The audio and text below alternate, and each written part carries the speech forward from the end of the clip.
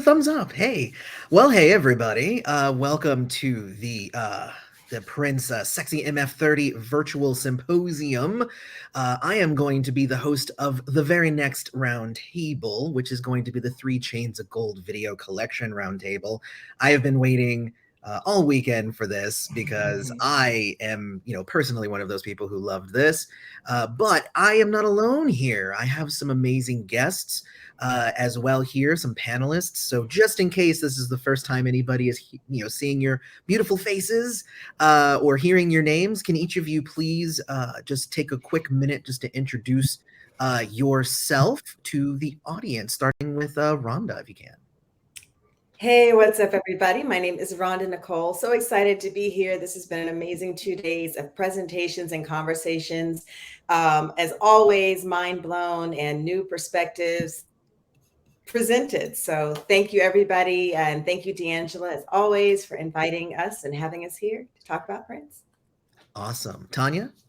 Hey, I'm Tonya Pendleton. I am a contributing editor at The Griot, and I am also a true funk soldier, along with the rest of you, I'm sure. And I am just here so that I have a good time. All right. Kamilah. Hi, I'm Kamilah, doing my best niece-ified impression of Troy Byer today. I'm just a lover of Prince and Blackness and happy to be invited to the picnic. So thank you. Cool. I do love that jacket, by the way. Thank you. And Melay? I'm Melay, Melay. and it's all good. And I'm an artistic director, but probably first and foremost, I'm a music video lover. So I'm really excited to hear what everybody has to say today. It's been an amazing weekend. Very cool. And Casey? Hey, everyone. Glad I could make it. I was having technical difficulties up until like literally the minute before we were starting. So I think we're all good now. Casey Rain. I am a musician, a writer, performer, YouTuber. Some folks may know our channel, The Violet Reality. And as some people watching this may know, as of end of last year, I also work for Twitter now. So don't ask me to verify you. Just yeah, I'll just put that out there. That's me. Glad to be here. Very cool. And obviously I'm Eloy, Lasanta. I am also a musician. And like a lot of the stuff except for the Twitter thing, I do kind of similar to Casey. But I'm a musician and an author and all that stuff. But my channel is obviously called Prince's Friend. And before we jump into the conversation, if you in the audience have any questions, go ahead and put that in the Q&A tab of this program, AirMeet. Make sure that if there's a good question that you want us to definitely get to upvote it. And don't forget that you can also comment on those questions. And I have a couple of questions here, but we're going to probably hit your questions after we hit a couple of mine. I guess that's that. Let's jump into the question. I guess my first question that I had was, this was a really cool kind of way for Prince to kind of reinforce, listening to the album, there's a story there that you can make out on the album, but the video collection was more of a way, in my opinion, for him to kind of pinpoint some of the themes and some of like the core messaging that he was doing. So I guess the first question is, did the video collection actually clear the story up for you? Start with Rhonda, I guess. I don't know that I've ever even thought about that.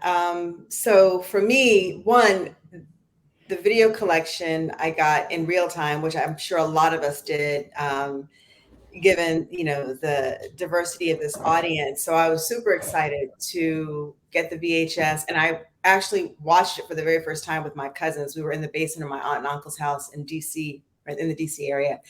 So it was really interesting to watch it with them because they were kind of descending Prince fans, meaning that they liked Prince, but they weren't nearly as into him as I. But I was so into this album, and I had seen many of the videos separately, when they had been released originally. So it was very interesting to see it all loosely connected in the video.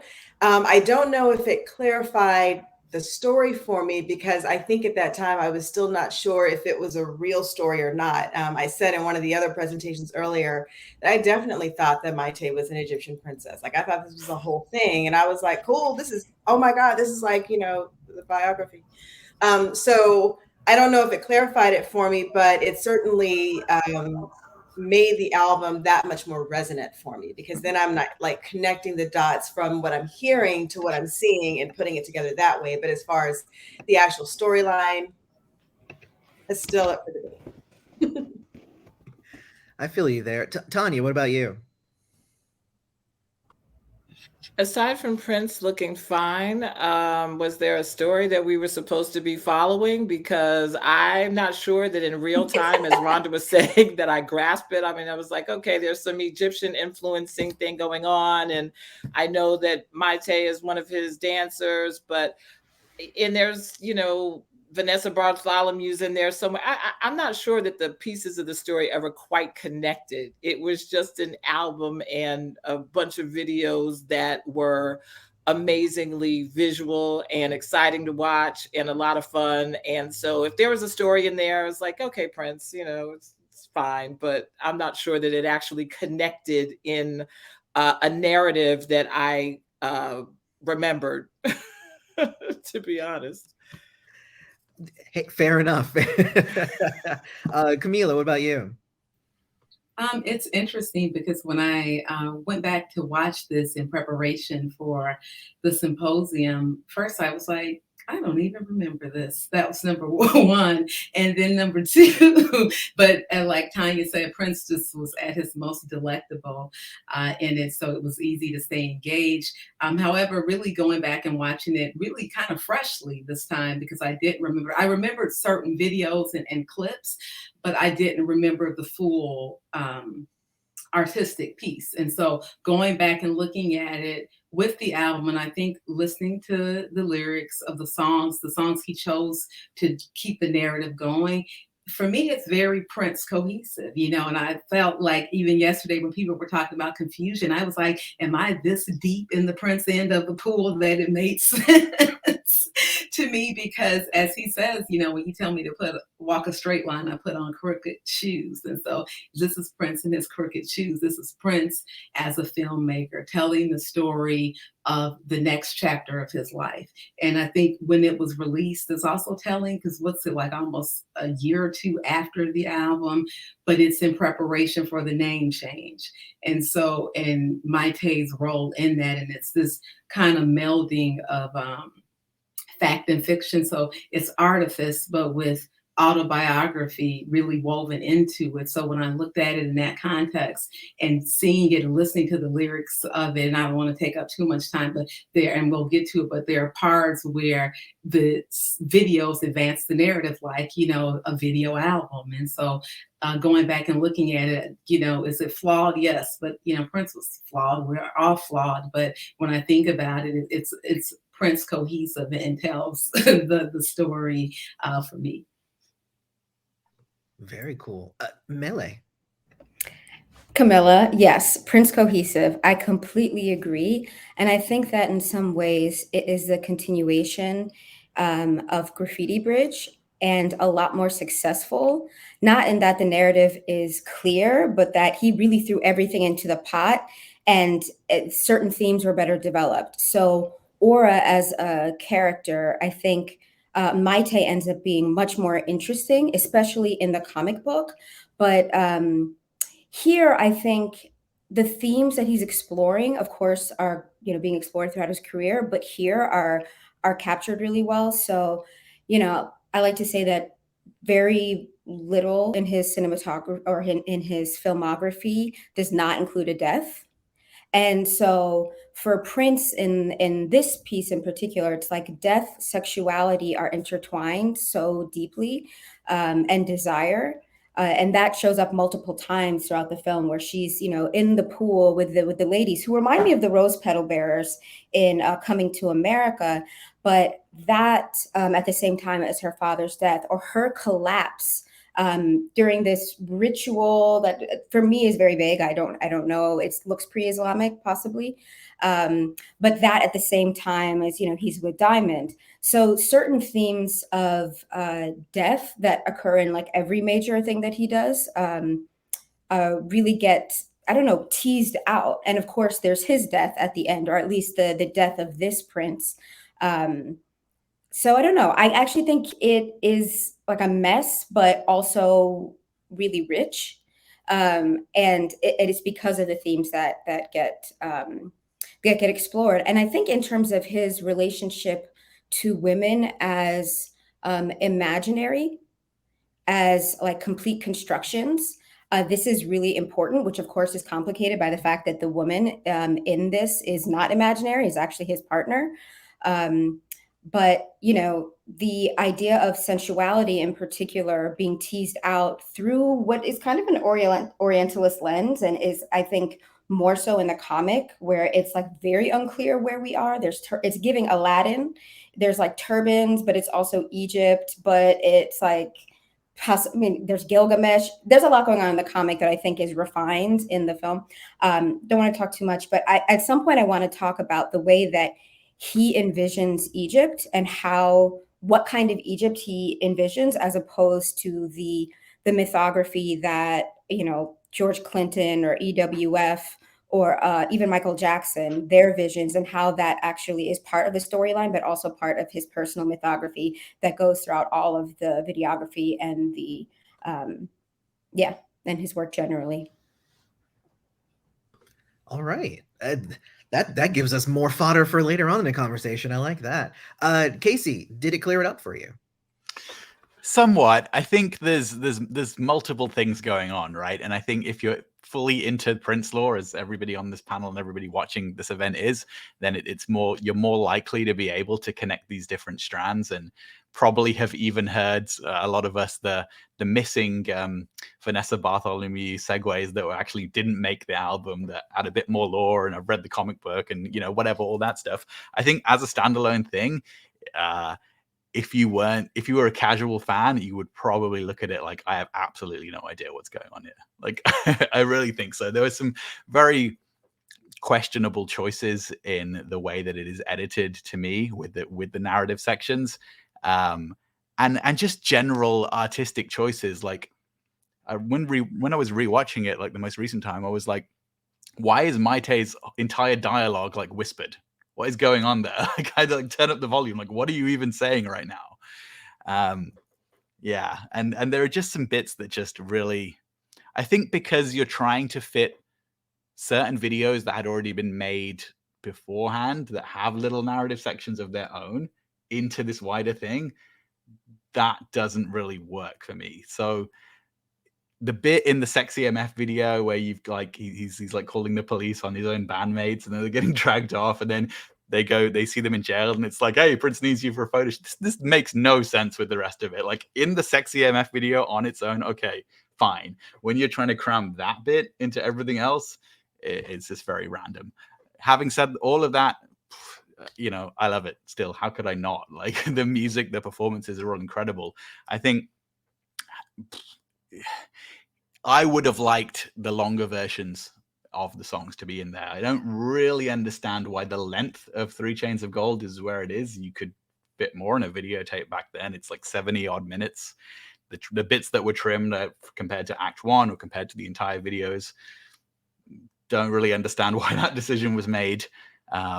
You could have had longer bits of that. You could have had more film sections that would maybe clear up certain things for a more casual audience as well. So I think my main problem is really with the editing. I don't know if just listening to the album, just watching 3 Chains of Gold would connect the story a little bit better for most people. Maybe for folks like us, like for your average person, I don't really think so. That's cool. I think for me, I think what the video did was it added more of the mysticalness to the story. Because if you're just listening to the album, it's just, hey, you know, I met this amazing woman and she whispers a lot, as Casey said.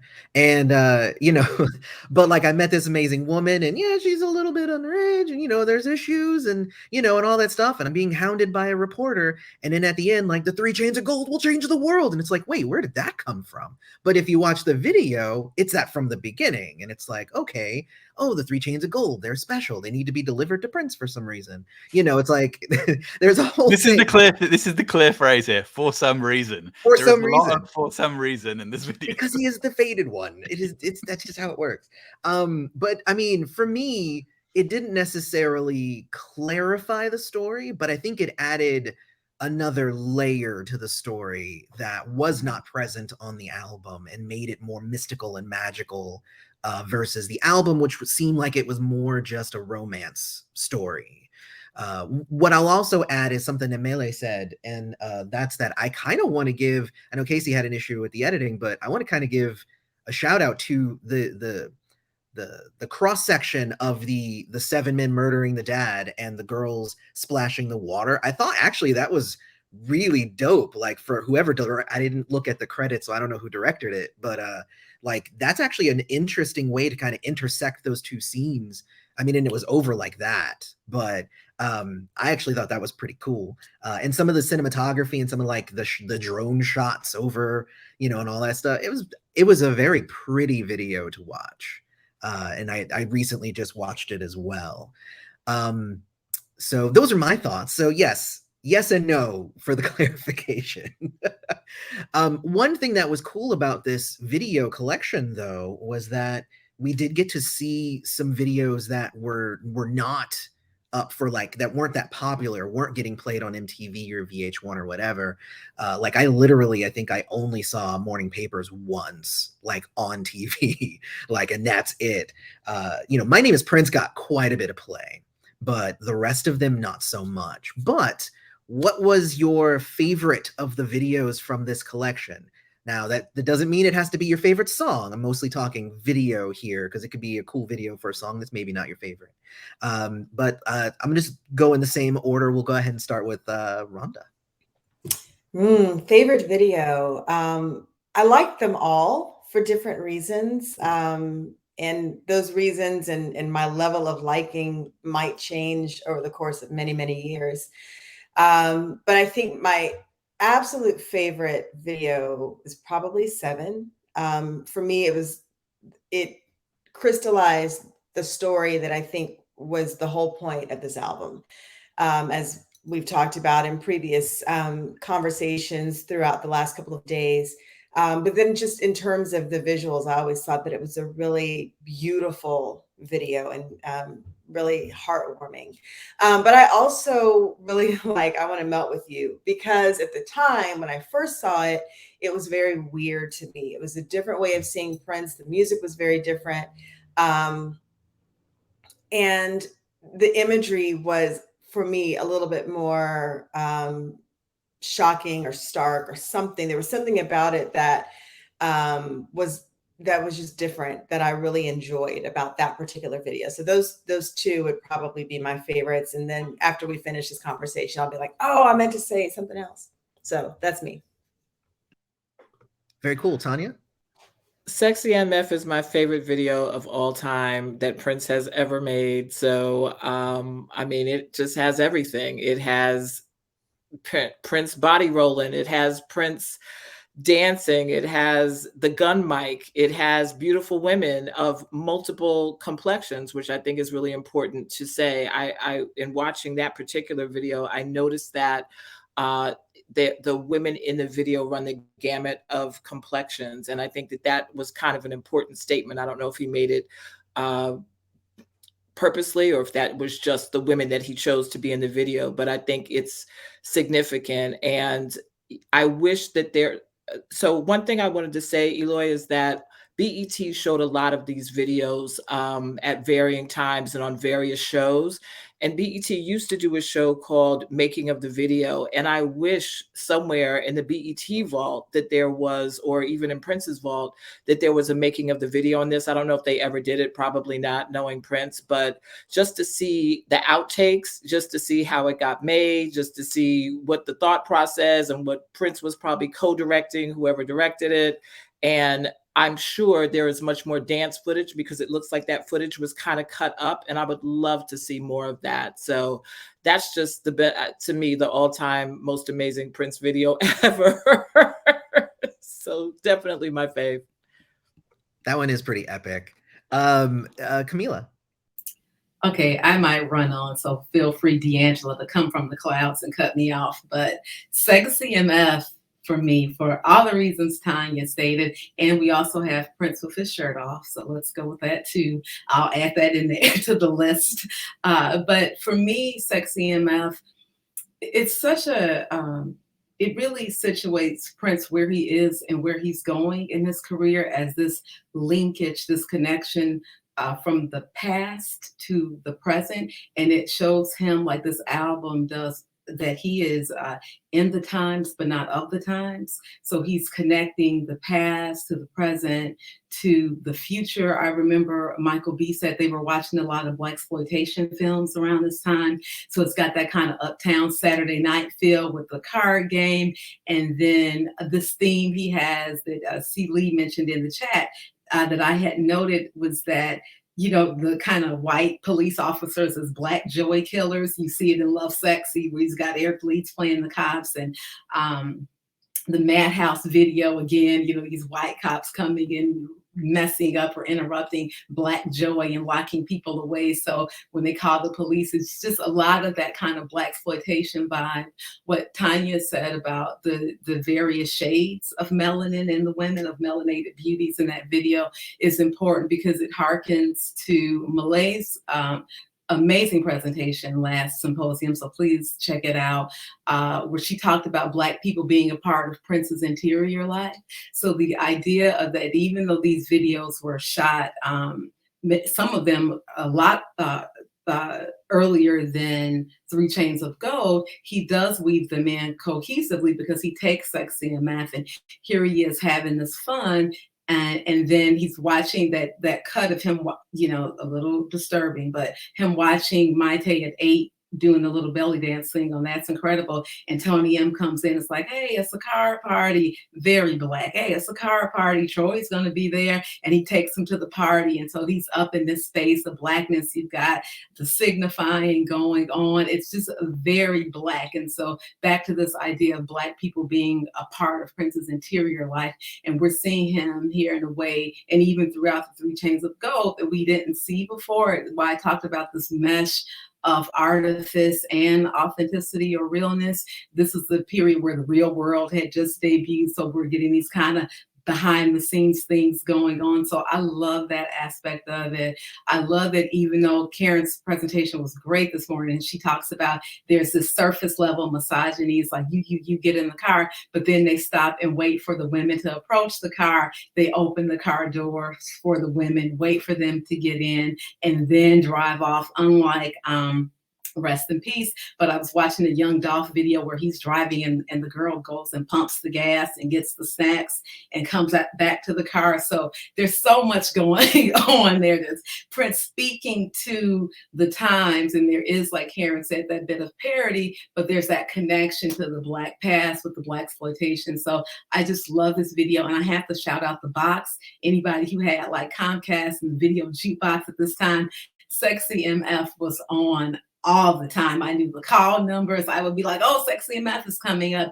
And my other favorite, which stayed on the box, To Whom It May Concern. Those two were amazing because, again, being in the times, but not of it, it didn't look like all the videos that Lionel C. Martin and all these other people were directing at the time. It was distinctly Prince. And now, like C. Lee, I'm going to shut up. Can I say something? Go for it. Just because this is my favorite video.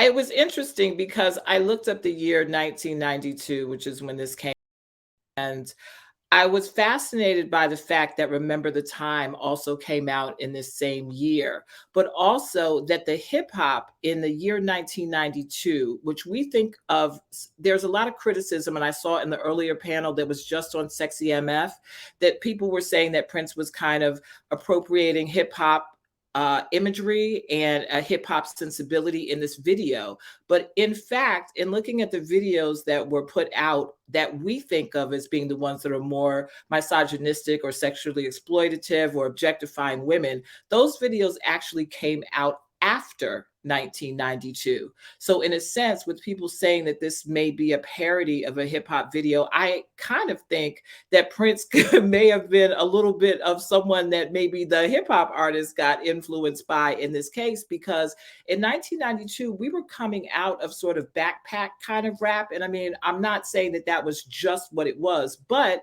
the other song that came out in 1992 that started the G-Funk era really was Ain't Nothing But a G Thing. So it was just interesting to see the kind of songs that were coming out in that year. So you had Remember the Time, you had Diamonds and Pearls, and you had Sexy MF that wasn't really a chart busting record, but certainly lives in the hearts and minds of Prince fans. But this idea that he was appropriating hip hop, I'm not sure if that's accurate based on the videos that came out before this and based on what we started to see afterward. So it's kind of interesting that you see Prince with these BMWs in the video, and you see him with this gun mic, and you see him kind of giving off this real macho-fied kind of, girls come in the car and all of this. And of course, the women are drop dead gorgeous, because any video that has Troy Bayer and Robin Power, that's what you're going to get in this card game and all of that. But that the criticism of Prince in the 90s is that he was appropriating these hip hop norms, when in fact, you would see more of that much more later on. So it just was kind of an interesting insight that just looking at the year in music kind of came about. So you're wondering, maybe people were looking at Prince because he had so much respect among other musicians and even in the rap community, that maybe they were appropriating some of the things that he was doing. Just food for thought. Well, I like that food for thought because I think that when I think of the sort of 90s rappers, especially from the West Coast, and how influenced they are by funk, and how influenced they are by Blaxploitation, I think they're coming from the same source material. So that they landed on it around the same time, whether Prince was an influence or not, they've got the same source material that I think they're playing with, especially in terms of expressing Black masculinity. And I think Prince was already on this path from Underneath the Cherry Moon, why can't I remember that, to some of the scenes in Graffiti Bridge, and of course into the Diamonds and Pearls music videos. So I think this is already in motion before we get to 1992. So I also love this Sexy MF video, and I think I love the interludes with Troy because I think in terms of his cinematography or his filmography, those are the best kisses that he has. And so there's a sense in which like that desire that he is expressing is met with a very desirous and beautiful actress as well. So I really love this video in part for that, but also for the playfulness. And I think something else to think about is the hats and what they mean as like floating signifiers throughout this. Of course, he puts the veiled hat to use in many of the videos, including Sexy MF, and puts it to die at the end, but also the Afrocentric hats that are being displayed. Once the Game Boys really get in the picture, and once the MPG expands, which of course has to do with this being his blackest band. So I think about that. I like Blue Light. I think it is so pretty, and she just looks like a dream. And I think it's one of the few parts of the total video where I feel like she's not just an object of desire, but she actually is desirous. Yes, Light Defense Force. So I really like that video. And I think it's complicated the way that, of course, it goes into the next video, which is where she's basically abandoned. I want to talk quickly about the video that I think might have traumatized me. So I've been trying to, for the past few years, identify why I was so afraid of Prince as a child. And I knew that some of it was different symbols, and I just couldn't get back to it. And rewatching this, I've been rewatching this for the last few weeks. It's Seven.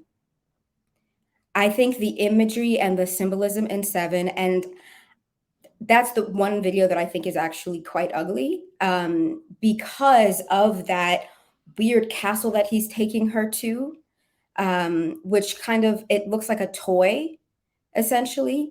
And it reminds me of like as a child and as an adult, I think it reminds me kind of like Jodorowsky, whose work is also very unsettling to me in his use of symbolism.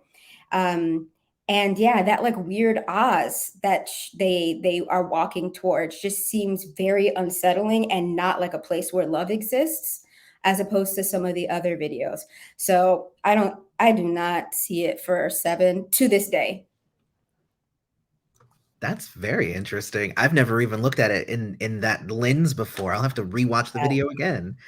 And I will say also on Prince kiss scenes up to this point, I would completely agree with that. I was never convinced that he wanted to be kissing Mary Sharon. Just saying, like those look like the most uncomfortable kisses on both sides of the kiss. So I'm just laying that out there. Casey, what about your favorite video? Yeah, just before I talk about that, I'm going to go back to sort of the point that Tonya was making. And I think for me, it was always that Prince had always been doing these kind of sort of Rudy Ray Moore, Dolomite kind of influence things with Morris and the persona being created there. Like that was there from like well over a decade before, you know, Sexy MF and stuff like that. I think the difference is that when Snoop came out in early Death Row stuff and was like displaying the same kind of influence, it was just so huge. It then became more of a mainstream thing. And so it kind of just worked out timeline wise where people kind of tried to put that link, but actually it was a much bigger kind of spider's web of things going on.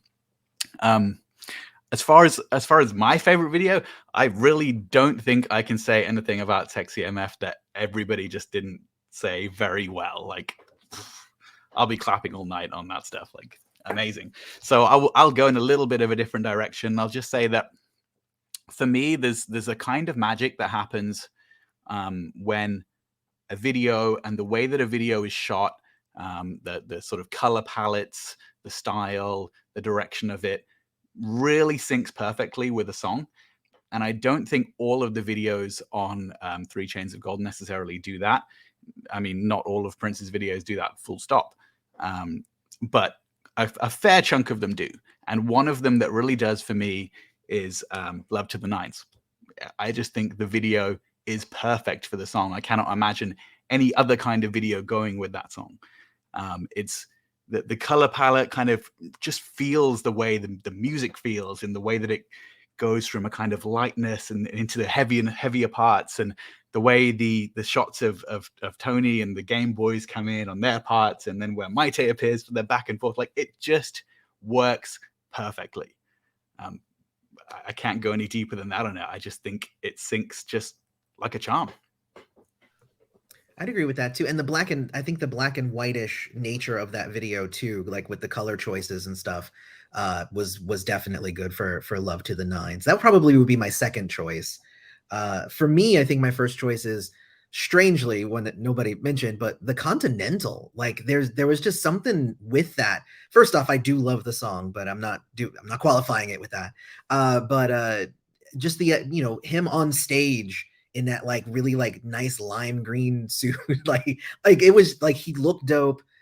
Performing the song was really good, and then obviously the tail end of that, where me as a young kid, I didn't look at the credits for everything all the time. So Maite is the woman on the album. I just assumed that the call at the end was just Maite doing that, and then come to find out in the video that it's Carmen Electra. Hey, I know her from other stuff. That's great. So like watching the video even like illuminated me to other things. So it's one of those videos that it's actually not the most flashy or the most beautiful or anything like that. But for me, like it's one of those videos that I could just always watch that one. Like there's no reason why I would never put that one on. So yeah, for me, it's the Continental. Yeah, I like that. Sorry, I just want to go off for a second. and confess that I find Tony M so attractive in this video collection. And that conversation with Sherry Carter, when he's cleaning up the side of her mouth, all of these little details of what Tony is doing throughout these videos, even in the concert footage when he's dancing behind Maite and she's squatted. Thank you. Can I jump in on that really quickly? Sorry, Eloy, I don't want to, but okay, so right alongside Melay, I always found Tony very handsome. And so with Miko gone, I've got another double shot with Tony M there, Prince and Tony M, like I had Prince and Miko. And one of the things to come back to Erotica Thompson, love me some Miss Erotica, yesterday when she talked about Kirstie Alley's role in representing kind of the white critical establishment and his treatment of her. And when Erotica said she doesn't think Prince would have ever cast a Black woman in that role, what I love is the opposite you see with Sherry Carter. They're in a nice restaurant, he's feeding her dessert. The nod to BET and how instrumental BET was in Prince's career from the start to the finish. So like Tonya said, all these videos were on BET, including Morning Papers. And there was a special that has additional footage that played on BET on, I believe it was Video Soul when this was out. And there's more footage of Sherry and Tony's conversation. I would love that. I doubt the Prince estate is researching the BET archives or anything Black, but what I love is that I would love to see that. So if there was a super deluxe set, I would hope someone would, take the initiative or have the knowledge base to try and get that additional archive footage wherever it might be, because there's additional conversation that goes on between Sherry and Tony M. But I love, again, coming back to what Melay said about the way Black people are a part of this interior life in a different way.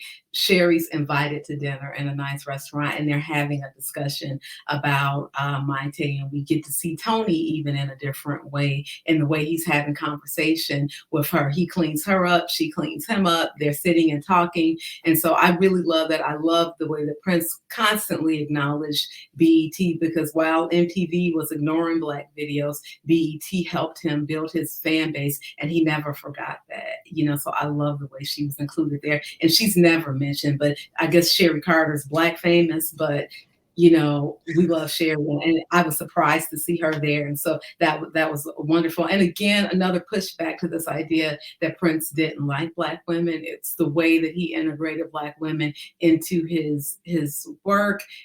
Prince still had to be commercially viable in a society that still privileges whiteness and proximity to whiteness. And so even again, shouting out Erotica Thompson with her interview with Tracy Hudson, who was in the Sexy MF video, and she talks about Prince talking to her and interactions. And so I think, like Jill Jones said, he had relationships that were private and public, and relationships that were part of the show.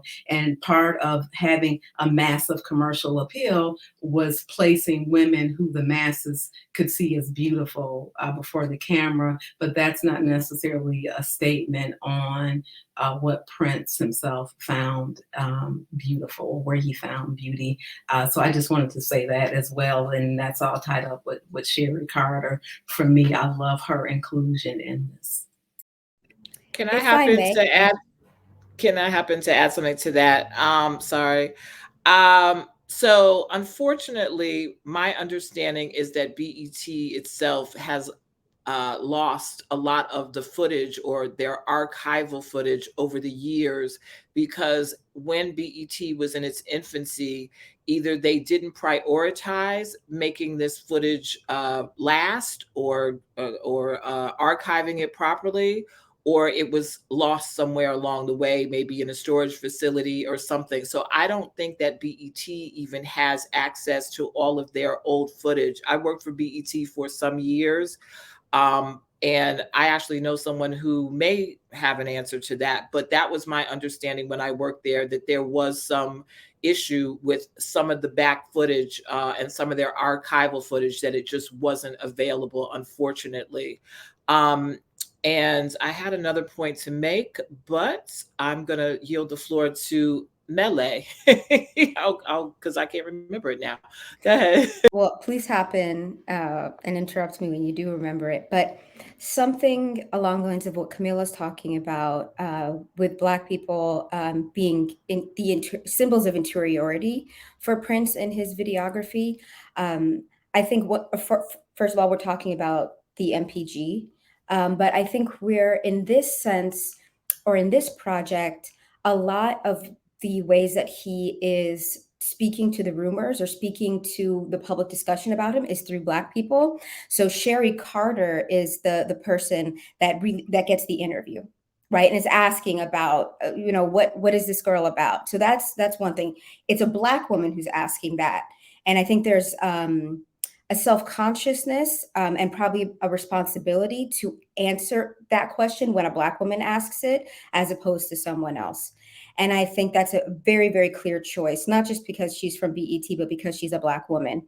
And the conversations around Maite's usefulness in the band or this and that, it's all happening with MPG members. So he's scripting this. He's telling the MPG to say these things, to also explain their importance as a band to the wider public. So that debate that's happening is not a real debate. He's scripting it for everyone to see. So he uses the MPG and Black figures in this video collection, or this long form video, to answer questions that the public is asking.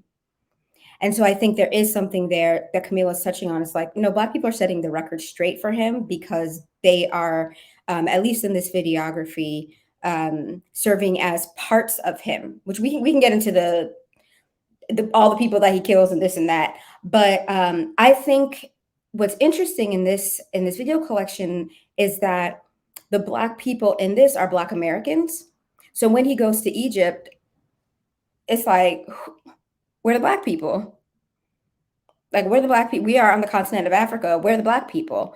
So his vision, and this is complicated, because if his muse is, I don't know her 23andMe scores, but is Maite, it can't be Kemetic yoga and, EWF style mythography, or mythology, excuse me, around that. So it's interesting in the context of all the funk greats, Sun Ra, everybody who comes before him and is using Egypt, and Michael Jackson, who makes this incredible, huge production of a Black Egypt before he makes this. Prince doesn't go that far back into Egyptian history. He doesn't go to Black Egypt. He doesn't go to what's happening in the 70s. Prince saw it. He's watching Afro Sheen commercials. He's invested in the Parliament Funkadelic mythology, but he doesn't go the Black Egypt route. He goes the Arab Egypt route, which is much more recent, and which includes the belly dancing and all of this. And I think it's complicated because what then comes in is, there's the marketplace, and there's, the belly dancing. And for me, the belly dancing gets very complicated, because I think traditionally, and I'm sure somebody can speak to this, it's really not something that in the deep past was shown to men. So the idea of it being sexualized in this way and being presentational to men in this way is something that I think is very interesting, and I think has to do with an Orientalism as opposed to an Afrocentricity. So it seems like the vision of Egypt that he's running one is not the Black vision of Egypt, which we can investigate. But yeah, that made me think of it. Staying on Egypt and sexualization of women, I am deeply disturbed by the usage of the video of Maite as a child, because there is this older white man putting coins on her belly, and she is a child. Or even some of the young women who end up, around Prince, not young women, excuse me, I'm doing it, children, little girls who are dressed up like Maite and dancing towards the end of the video. So there's a lot going on with Prince and Egypt, and I'm interested in the future in looking at the choice of which Egypt to go to, which I think does have a lot to do with Maite. I would agree with that, and I think I have some very close friends who are of Egyptian descent, and they identify as, you know, Black, North African. There's Arabian stuff going in there. The recent history and the older history of Egypt does meld together somewhat when these are people whose families have been there for generations and generations and generations. And I always do think, is it quite questionable for them that to have their culture and identity kind of transplanted onto somebody who's actually not from that culture and identity? Because as an Indian, I would feel a little bit weird about that if I saw like, and you know, it does happen. It does happen. You see like levels of imitation of, you know, not just pop culture, Bollywood stuff, but stuff that is deeper in the history of my people as well. And there's something a little bit jarring about that when that happens. And certainly with stuff like belly dancing, again, there's equivalents in lots of different ethnic cultures where something gets made into part of pop culture that really shouldn't be if you understand the history of it. And that's not the fault of any one artist or somebody doing anything like that. Like it just happens over time, but sometimes a little bit more critical assessment of certain things is maybe appropriate before you put things out into modern pop culture.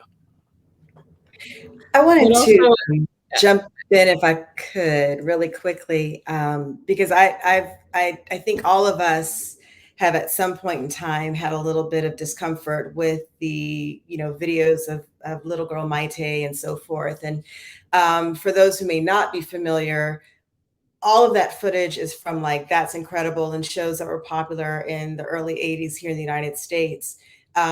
That she appeared on. So I think the video in question where there's an older white man putting the coins on her is one of the TV show hosts whose name escapes me. But I think what's also interesting, and she talks about this in much better detail in her memoir, is that those were videos that she shared with him at the urging of her mother, who was also a professional belly dancer. So it's a really interesting thing to think about, because of the age difference and because of the things that we understand about what their relationship kind of, you know, represents, and the understandable discomfort with all of those details when you start to think about them, especially through a 21st century lens, and understanding, you know, that again, this was her profession even from very, very early on in her childhood. And she even shares a lot of those videos on our Instagram channel quite frequently. But it is a strange thing, absolutely, for there to be footage in this video collection, because there's no storyline reason for him to be watching those videos. It maybe explains her presence on some level, but in terms of the actual narrative of this story, it doesn't make sense, and it is a very bizarre thing to see. I don't know if we will ever be able to have a conversation about this album and the art around the album without having to dive deeper into that imagery and into the really murky waters of their real life relationship and how it came to be, and the things that, you know, they shared with one another very, very early on in their friendship that became part of this whole narrative, but that are still a little bit questionable when you're really taking a closer look at it. But again, you know, she talks about it a lot in her book, and it still doesn't really necessarily answer a lot of the questions that I think that we would have about, well, why, you know, I mean, why give him videos of when you were little? Why not just give him something, you know? So it is a very, very touchy space. And it, in the context of the 3 Chains of Gold video collection, it's bizarre. It's an odd creative choice for him to have made to include that footage in the video collection. If I may piggyback off of what Rhonda was saying, and also what Melay was saying, I think for one, even though obviously we're studying this now in 2022, that we have a tendency to study or look at people outside of the context of the time that they were in. I think Egyptology was in the 90s kind of a fascination for people in the way that, let's say, Gwen Stefani would come forward later and be into imagery from Japan and those kinds of things. So, it just kind of was interesting going back and looking at the fact that Remember the Time and Three Chains of Gold came out in the same year. And as Melay said, there was a sort of Black Egyptology, and then there was a sort of Arab Egyptology. And then Maite is Puerto Rican. So you're like, how does this all mix up together? But it's interesting to me in thinking about Remember the Time and Three Chains of Gold coming out in the same year is because Michael's video, I always viewed in, it's weird how your memory works, right? I always thought of that as an African video. And I just thought Prince was going through whatever he was going through because Prince was someone who was so relentlessly creative and had so many ideas flowing forth all the time. When I was watching this again, I was thinking to myself, what must it have been like to wake up every day with 50 albums and 25 videos in your head and having to feel that you've got to go out there and put them out, and here I am in Paisley Park and I can just wake up and say, you know what, I'm going to make a movie, and Maite, come here and put on a Arabian whatever headgear, and we're just going to make this video. I sometimes think there wasn't that much more thought put into it. Like maybe Prince picked up a book or saw a TV show or was influenced in some way by that sense of Egyptology, which I kind of remember being interesting to people at the time. And as it plays out in the Michael Jackson video for Remember the Time, with Iman being in it, who represented Africa, and all these things that seemed very African to me in thinking about the impact that it had in the moment.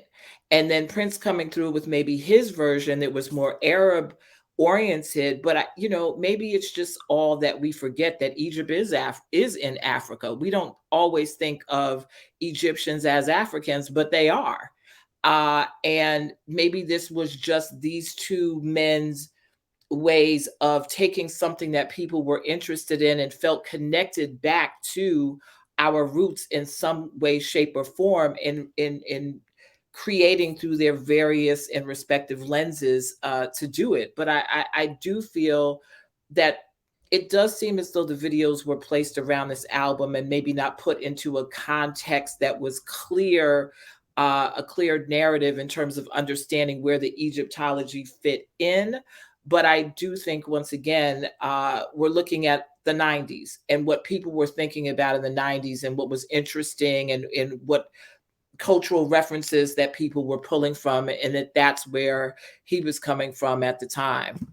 What I would add to that is, honestly, I don't think that the inclusion of Egypt and all that stuff, I don't think that it was supposed to be anything. It's a weird thing, right? Because a lot of what he used Egypt for with Princess Maite and all that stuff, a lot of it was more to create a mystery than it was to explain anything about the roots of Egypt or anything like that. It was like, oh yeah, she's from Egypt. Like, all right, she's an Egyptian princess. Let's move on because she's coming to America and she's going to give me 3 chains. So it seemed like it was less about Egypt. It was probably Egypt because Maite herself had connection to Egypt because that's where she danced a lot, and less because the location of Egypt was important for the story that he wanted to tell. I would push back against that because he did want to name her before this Arabia. Mm-hmm. So there's a sense in which it has to do, sure, with the larger context of just Egyptology being huge, but he also associated her with Egypt and their love as part of ancient Egyptian mythology. So I think there's cultural soup happening, but he did want her to change her name. Yes. And he did make that part of their own personal narrative behind closed doors as well. And she writes about that. Mm-hmm. So I think that it's personal in a way for him that perhaps it isn't for Michael Jackson. And maybe that's why, these visions are so different. But that was something that I think there's one way of looking at it, not just with 3 Chains, but with several Prince projects around this time, where you could say, okay, he has lots of interesting ideas going on, and rather than focusing on one and building out this one idea and being very clear in the story he's telling, he's actually kind of dropped in 10 different bits and there's one way of looking at it where you could say, okay, well, it's just because he was so infinitely creative, right? And he can't stop bringing new ideas into the mix. But there's another way of looking at it in which you kind of say, well, he doesn't want to be so on the nose with the audience and so blatant, like, this is the message I'm teaching you. And actually, he's just going to drop little nuggets of knowledge here and there. And if you want to pick up on them, then that's totally up to you. And clearly, we wouldn't be having this conversation if that wasn't the case, right?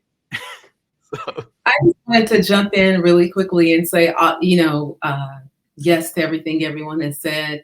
But also, I think, again, what we have is Prince playing with race like he always did. So here we've got, she's Puerto Rican, but she's belly dancing. So I'll just make her Egyptian because this is the root and source of her belly dancing. So in much the same way, I always think about in Purple Rain, where when Apollonia says she's from New Orleans, and thinking about the migration of Black people from New Orleans to Minneapolis. When I was young, I didn't even know Apollonia was Mexican because she looked like people in my family. So I was like, oh, okay, she's from New Orleans. I just assumed she was, a light-skinned Black woman, so it's that thing to me again, I think, in this also, where it's like, okay, this is her story, so I'll just craft a narrative around her. And so if this is who I'm going to make Puerto Rican, Egyptian, then I've got to have somebody who looks like he could be her father, and that whole deal. Now the chambermaids could have been more diverse in color.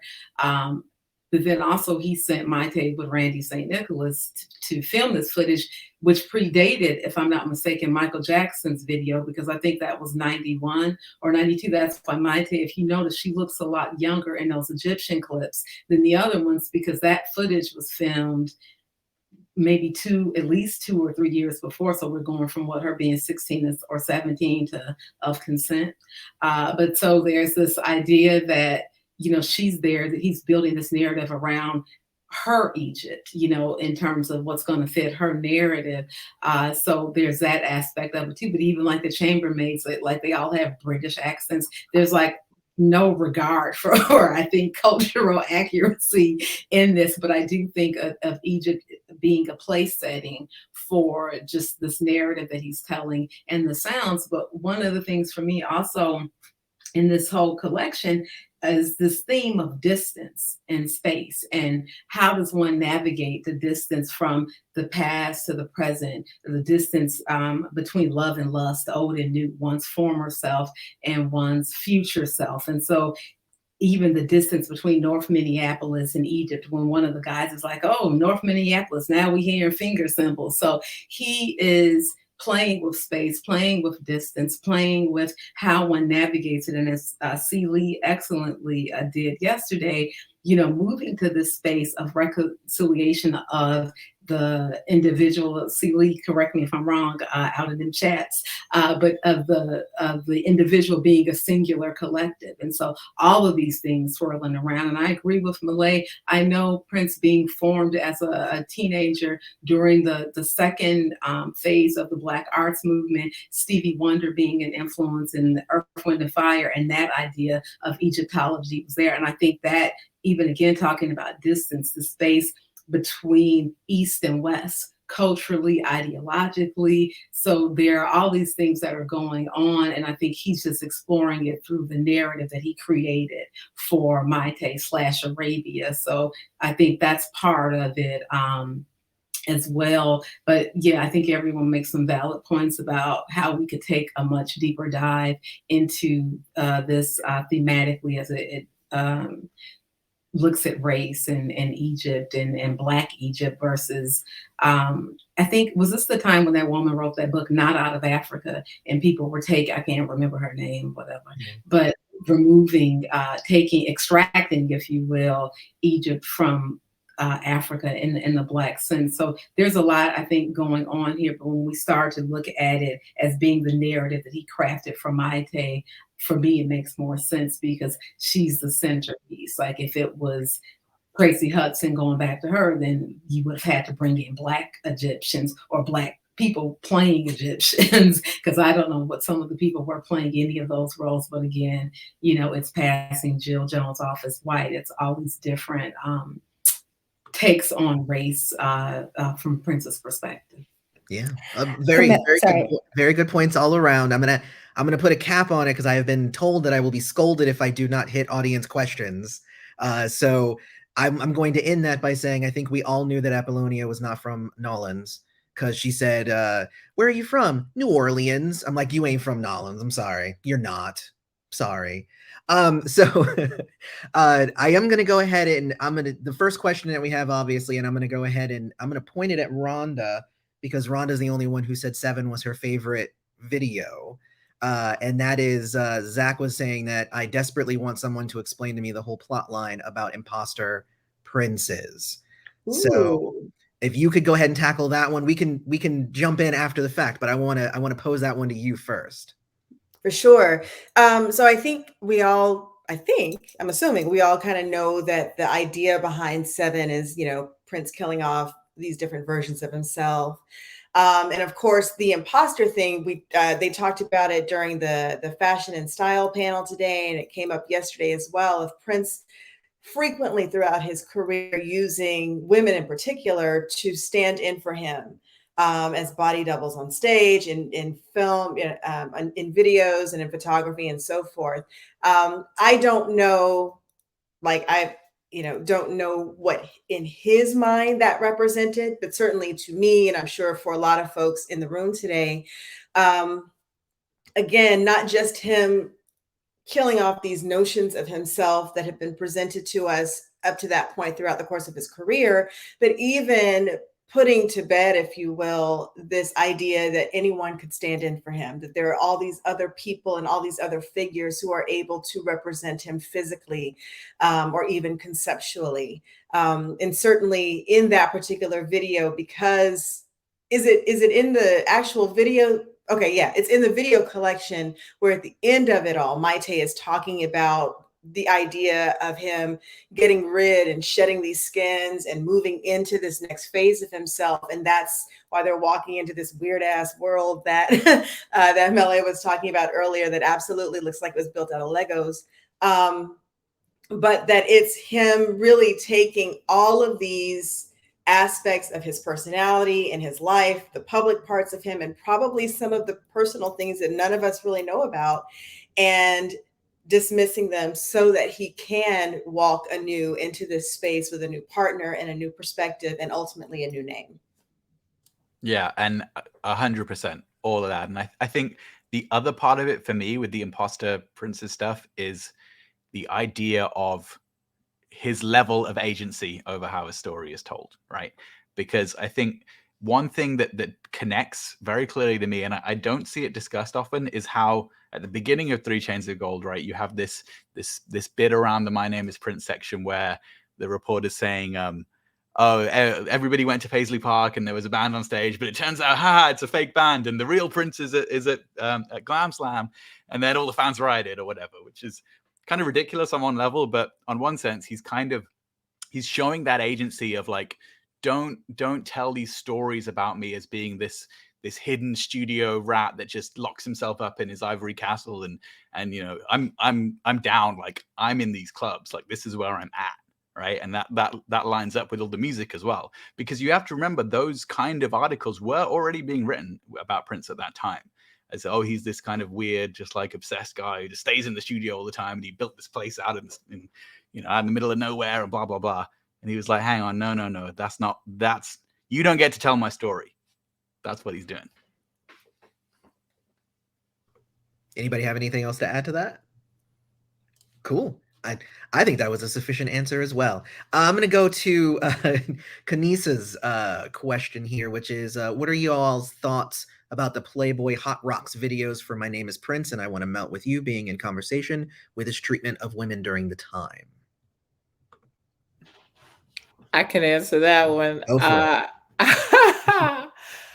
I saw that video not too long ago, and I was like, wow, this is, and even just playing it back while I was researching this on YouTube, there's a version of it. And I was like, wait a second, is that of a JJ that I see in this video? And if you go through it, you will see it. Again, with a 2022 lens, we have a lot of feelings about the objectification of women.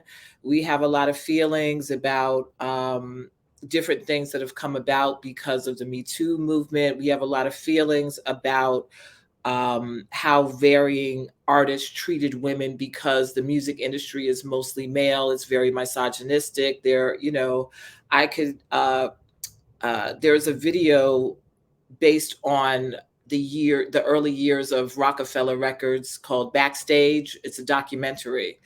And there were things that they show in that video, which, first of all, I'm surprised that Dame and Jay have not brought up every single copy of it, because when you see that video and you see the kind of things that were happening, you were like, cool, wow. I remember it because I've been on a hip hop tour. But saying all that to say that I personally can't look at people from a 2020, people who were making records in the 80s and the 90s from a 2022 lens. I think we all know that there are some lyrics that are quote unquote problematic, but quite honestly, when most of us were in the 90s, we weren't thinking about that.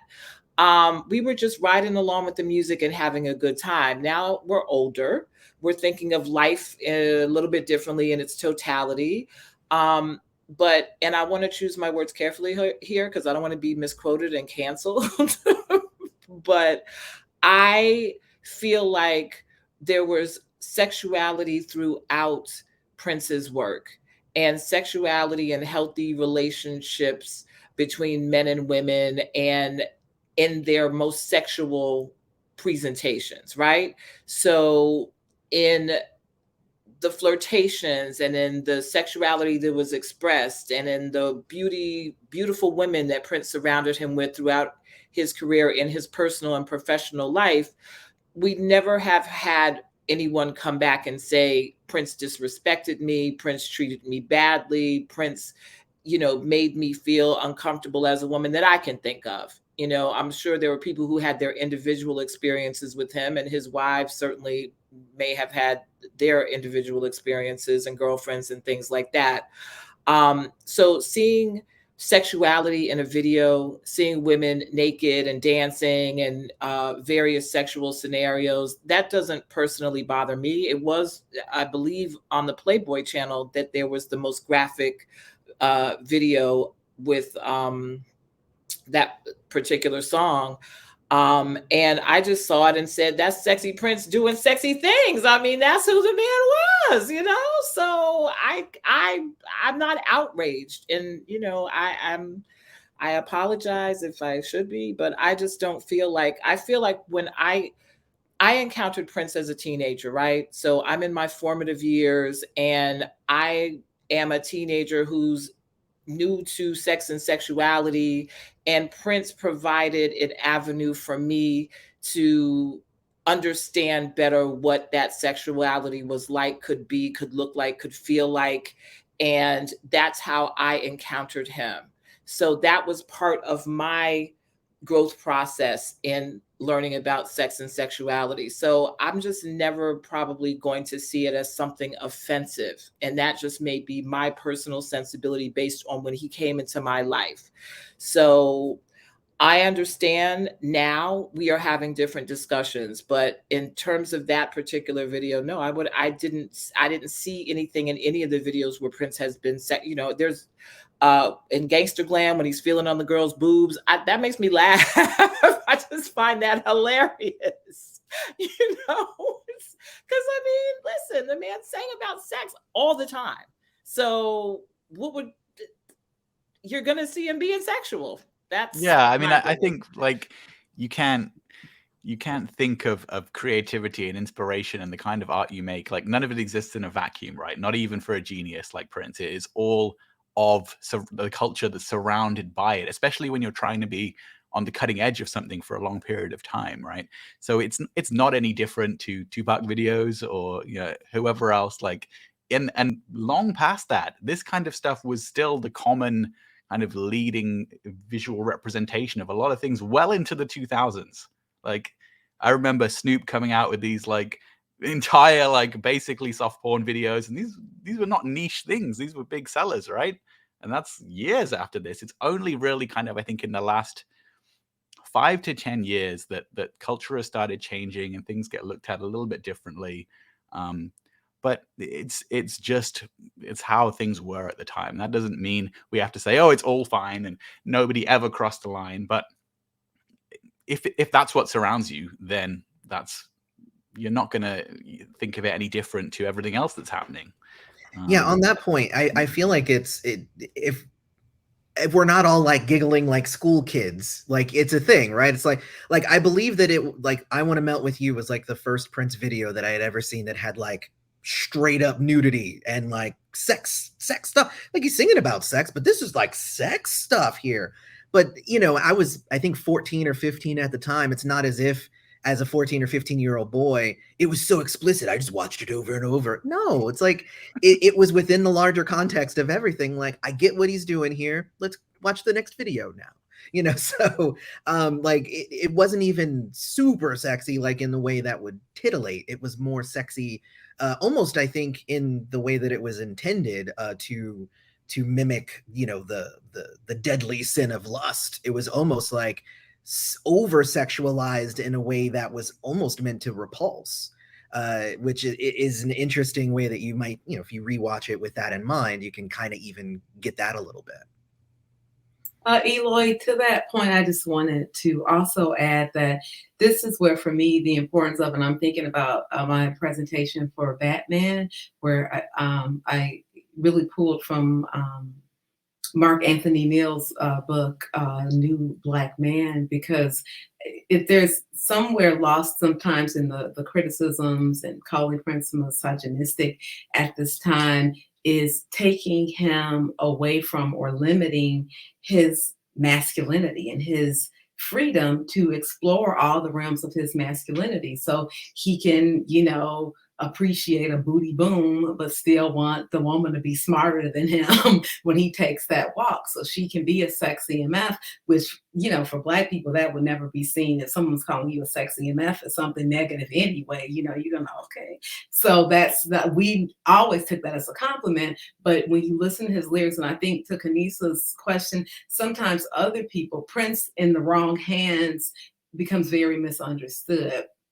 I remember when Manisa Leitner did her talk on the Prince podcast, and she talked about, and I think Michael Dean confessed to actually making it, but the fake Madhouse cover where it's like a woman in a bikini over a garbage can or something like that. And Manisa was like, Prince would never have me over, in a bikini over a garbage can. He didn't do anything like that. And so there's dimension and nuance to Prince's presentation of sexuality and erotica. And it's definitely, again, coming back to distance, the space between like the mind also and the sensuality of what he does. And so people who just take a superficial surface level look at it don't really understand what's going. And so then when they begin to parody or mimic it, it becomes something else that's not Prince. And so I think that's, not saying one is better than the other. I'm just saying that often when I see people take a stab at interpreting Prince, it's without the literacy to really understand the way he presented erotica and the way he presented sensuality, and it wasn't raunchy. It wasn't a 2 Live Crew video. So there's that, and 2 Live Crew has its place, but I'm just saying, shout out to Luther Campbell, but I'm just saying that Prince wasn't Luke, is all I'm saying. I think thank you, Kamilah, for using the word erotica as well, because in terms of literacy, I think there's also like film literacy in this, because it does, to me, reckon back to films from the 70s, like the Black action films, blaxploitation, whatever you want to watch, that have sexual content that is similar to what ends up showing up in Prince's work. And so I think with Prince, as he's moving into this collection in particular, he's playing with transgression. And I think seeing how far he can go. And I don't know what all the conversations were exactly at that time around erotica, but it seems to me just kind of in line with what he's working with anyway, and the references he's even making in those works, the reference to Barbarella, the reference to Caligula on the last album. So I kind of see this as like, yeah, there's softcore elements in this. And the reason it's softcore and not hardcore is because it doesn't feel as vulgar. And I think a large part of that is the set design, the lighting, and not just the action. So it is erotica. If I can just say one quick thing, as it relates to the things that we would see later in hip hop, you look at Prince now and you think it's kind of tame considering what is on the table now. And you know that when Prince came on the George Lopez show, and George Lopez kind of joked with him about creating text speak, and Prince was like, I don't want no parts of creating none of this stuff that's out here now. But in truth, Prince's artistic license and artistic freedom may have opened the doors for some other people to come through with some really much more sexually explicit content. But you also have to give credit to Madonna, and you have to give credit to Janet Jackson more than Michael for doing things that were really sexual in the greater pop culture world at that time.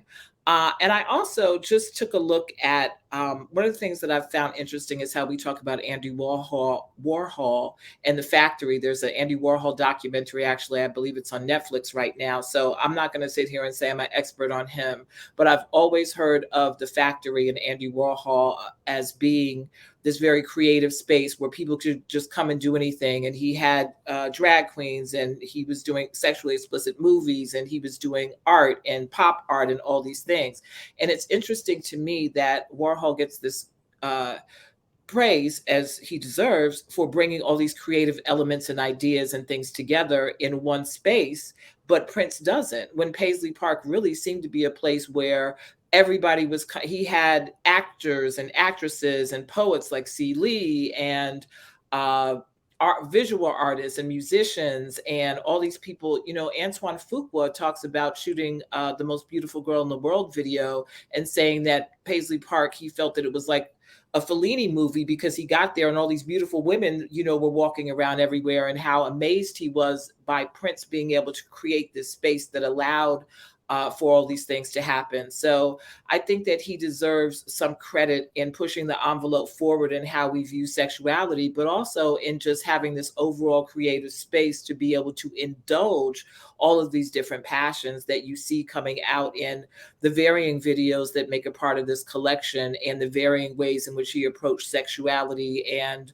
all of the other ways that his mind was going. I just keep coming back to the fact that he was so relentlessly creative that in terms of trying to analyze him and his work, you always have to think about the fact that he probably, you know, he had 50 million ideas every day. So if they're not as clear as we would want them to be, it's because he would have an idea one day, okay, I'm going to film that, I'm going to do this, I'm going to make this movie, and then tomorrow there's 50 more ideas that I've got to get out of my brain and onto a screen or onto a DAT or whatever. So I think those are the kinds of things that we've got to see when it comes to Prince in context of just his endless, limitless creativity. I think the Warhol thing is very interesting because people associate the factory with this very kind of like street level New York City, like whatever, hustle and bustle, people coming in and out, and it's hard to kind of think of Paisley that way when it's kind of out in the fields. And I think on some level Prince was actually aware of this because from talking to people that kind of worked for him at the time and in various ventures, there was actually like space above and behind like Glam Slam in the building where like different stuff that would usually be happening at Paisley was actually going on there. There was people working from that there all the time, different things going on there.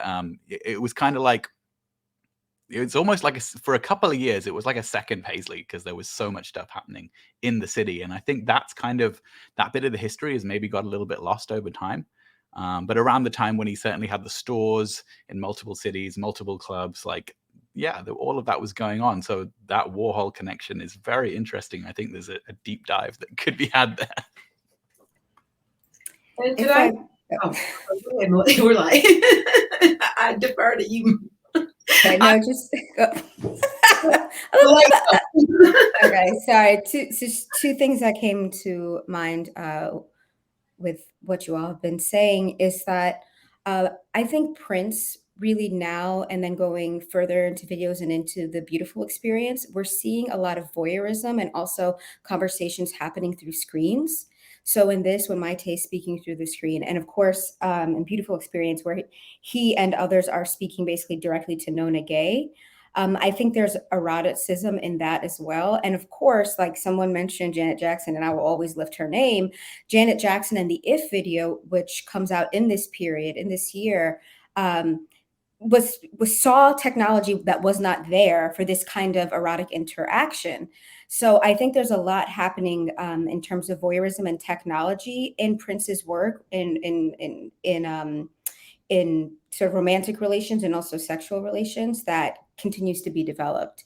And on the other front, when we're thinking about Prince and eroticism, I remember in the memoir, his insistence that the word magic not be used in reference to him, the way that, you know, Michael Jackson loved magic, but that he was not magic. He was a funk man, but mystery is such an important part of his narrative. And it's absolutely I think the focus and the major theme in this is the mystery of love, the mystery of life and death, the mystery of cycles, the mystery of desire, the mystery of like what is transgressive and what is going too far. So I think that mystery lends itself to eroticism and sexuality in a way that like magic could never.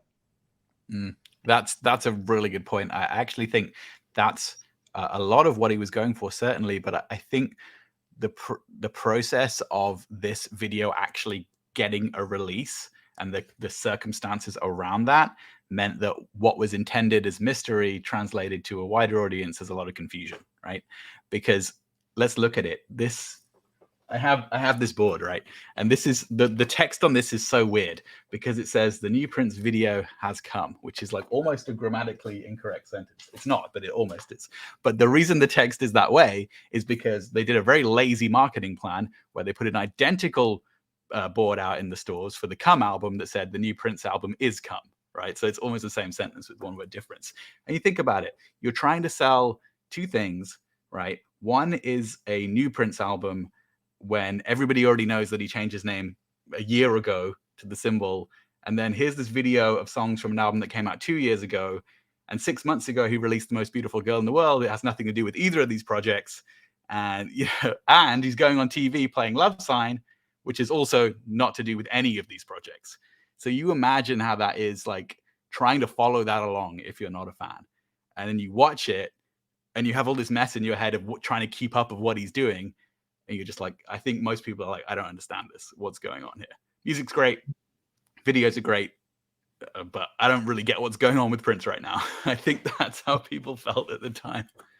I think also that's a product of sometimes people wanting to limit Prince by their own limitations. Oh, yeah. And, you know, it's Absolutely. not his fault that people can't keep up with him.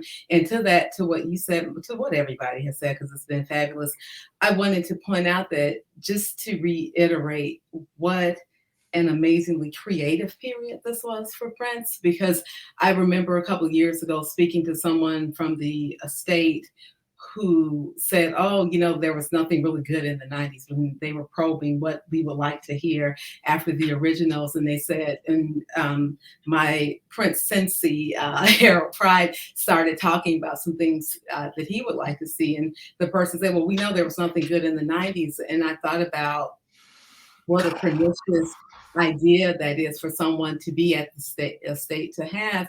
Because and when we pushed back, that person said, oh, well, you know, I got married during that time, had some kids, so I wasn't paying attention. And we're like, say that, you know, sit in there and say that.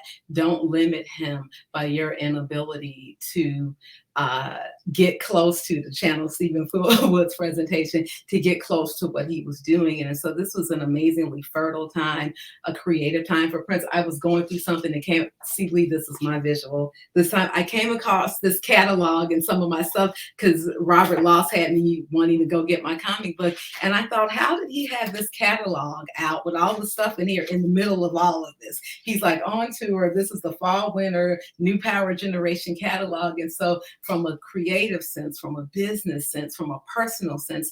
There's so much going on, and there's this melding of them all to present, all of this stuff that we can sit here for 2 days and 2 more, a week more, and really unpack and discuss. And so it's really, really, I keep saying pernicious, but it is to limit him to 3 years or to a decade, and or to dismiss what's happening in the 90s, partially because of the anti-Blackness. Let's be honest about that.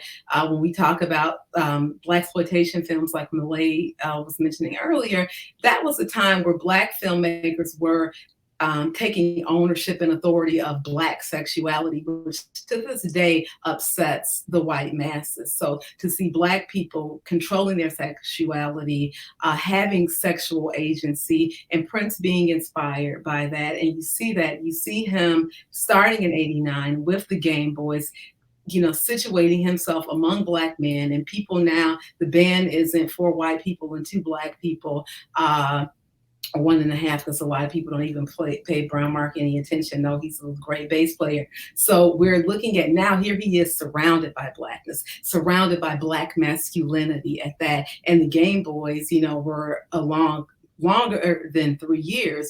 We see them first in Purple Rain, but actually enveloped in a part of Prince's identity from '89 now up to '92. So they've been here for a minute. It's just people who are uncomfortable with this level of Blackness from what was their multiracial hero, pushing back against it and simultaneously dismissing and ignoring all of this great creative output. And it's fine, personal tastes are what they are if you don't like it, but don't diminish it or limit him based on your own limitations. And so this is why I applaud D'Angela and everyone who's been a part of the symposium for really highlighting how important it is to explore this stuff. Even as Arthur said yesterday, he couldn't get with it, but listening to people unpack it gives him new perspectives and roads to travel, to journey into this. So I'll shut up, but I just wanted to say that because I think it's... No, totally. And I think if we Absolutely. don't bring this stuff to the forefront, we're really at risk of history being rewritten,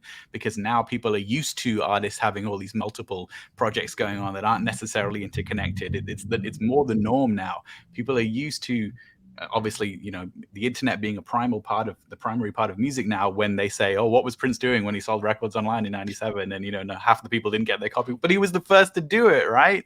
How do you have this whole thing going on now with virtual reality, and you don't look at interactive from like 1993 and 1994? This is the same thing, right? This is where it all starts. Give credit to the people that are pioneering this stuff, and understand that when something is new, right, it's not always going to be smooth sailing or understood at the time, but that those are the people that deserve the credit for bringing these new ideas to the forefront.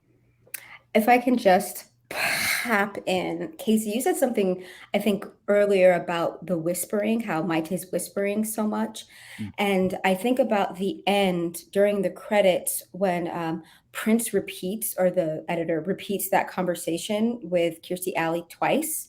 And it made me think of how Maite said that Prince would try to hypnotize her, or even like my favorite song, Joy and Repetition, how these are modes of hypnotization and of reaching sort of like another state. And I think the other, beyond repetition and whispering and all these ways to get into somebody's subconscious, there's also full immersion, which is what this project really was. You've got the visual, you got the album, you got the comic book. I mean, he really created a universe that if you go into it, you can't really escape from. And I think that that's part of what he's doing here. And he's been leading up to it, this kind of immersion. So it really is like, The Sims, this is it. Yeah. And you know what? Like, a lot of people may already know this about me, but I got into Prince in 1990. So like a lot of people are like, oh yeah, but Dirty Mind and all that stuff. And I'm like, Graffiti Bridge, Love Symbol album. Like, we got to appreciate the 90s stuff. And I'm hoping that, more virtual symposiums like this are really going to push that message forward and really take these people who maybe haven't given these albums or these projects enough love and enough attention, and really kind of refocus it on the 90s. Because the 90s, oh man, I was in my teen. It was the best. Oh my gosh. But that is our like time. top 3 for me. I think I've said this a million times. Like the Come album is right at the pinnacle for me. Exactly. But that is our time. So we have to wrap up here. And it looks like D'Angela's gonna come and join us here. Yes, I'm not here to wrap it up, but I just want to actually reinforce a couple of things that were just said. Casey, Come is one of my favorites. We are having a Come symposium. That is for darn I am there. I will let you know that right now, and I've been looking forward to that one. I just can't wait. But the other thing I was going to hop in when Eloy started talking about, this is the reason why I do these symposia. Prince recorded at least 40 albums that we know about. I'm sure he recorded even more. You know, we got Welcome to America last year. I'm sure there are tons more albums in the vault. Maybe not, but that is my wish. That's my hope. That's my desire. I think it's highly possible. So, you know, Prince's catalog shouldn't be reduced to just one or two titles. There are amazing albums over all the decades. Lotus Flower being one of my absolute favorites, and no one talks about that either. So the reason why I do these symposia is to hopefully introduce young people. That's the reason why I hate we're kind of virtual. I wish we were still able to do things in person, because I really do want younger people to be introduced to Prince's catalog, and also just to really understand the power of music. And we've been going through a really tough time these past 2 years. And, you know, life is not easy. You need something to hold on to. And, you know, for some people it's religion. For some people it's the club. For some people it's alcohol. But for me, it has always been Prince. He has been my anchor. When no one is there for me, Prince has always been there for me. When the world has fallen apart, Prince has always been there for me. So I think it's just really important to celebrate a man that has given us so much, and he continues to give us so much. I can't wait for the next Super Deluxe. I can't wait for the songs that we haven't heard. And yeah, I know everyone's excited about the Prince and the Revolution live from Syracuse, but there's so much more that Prince did. Why can't we talk about and think about Prince in his totality, which is massive? So I know I'm only a small person. Right now, there's only 174 people watching this. No one really watches the videos on YouTube, but this is my bat signal to Prince, and we love him. We will continue to love him, and he has always given me a reason to live. And I just want to give back to him, and I just don't want him to be reduced. Sorry.